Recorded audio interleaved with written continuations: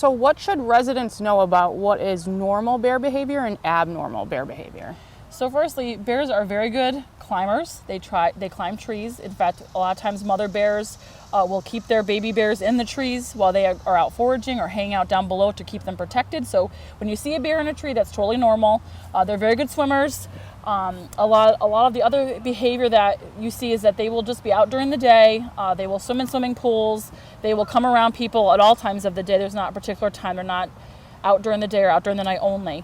And a lot of their behavior, they still should have some fear of people. So when you see a bear, if you make noise or stand still and you're too far to get into your home, you should remain still, make some noise, try to scare the bear, and then slowly back away, back to a safety area, maybe the garage or a car or a house, to give that bear some room too, so that they're not concerned. Especially when they have young, they're a little bit more protective of their young. So normal behavior is just seeing them everywhere actually nowadays, because they pretty much live among us. If you see them in the woods, that's where they should be. But they also frequently are out in the day, hanging around some of the neighborhoods, especially if, again, the food sources are being left out, like it's garbage day. Also, too, if you have, fruit-bearing trees, like apple trees, berry bushes, that's going to attract them to your yard and your area. When we're concerned about a bear is when it's acting abnormally, where it's actually coming up to people, charging at people, for no reason. Now, if they have young and they're being protected, they can bluff charge. But if they're actually seeking you out or following you, that's a concerning behavior. That's not something that means either that bear was being fed by someone or there's something going on.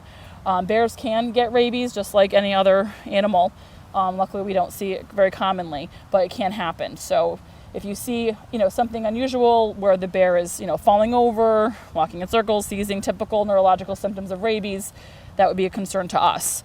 Otherwise, all sightings can be reported to the Connecticut DEP Wildlife Division. In fact, they track these sightings, they keep tabs on them, and they're the best resource when you see a bear being normal to let them know.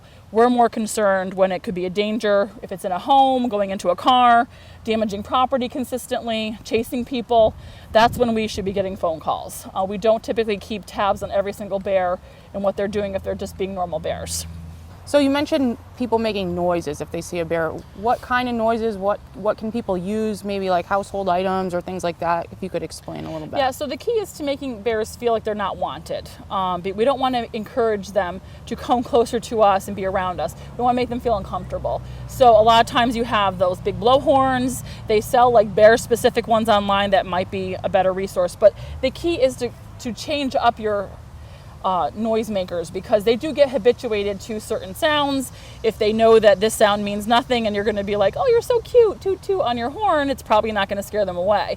You want to be loud, you want to clap your hands.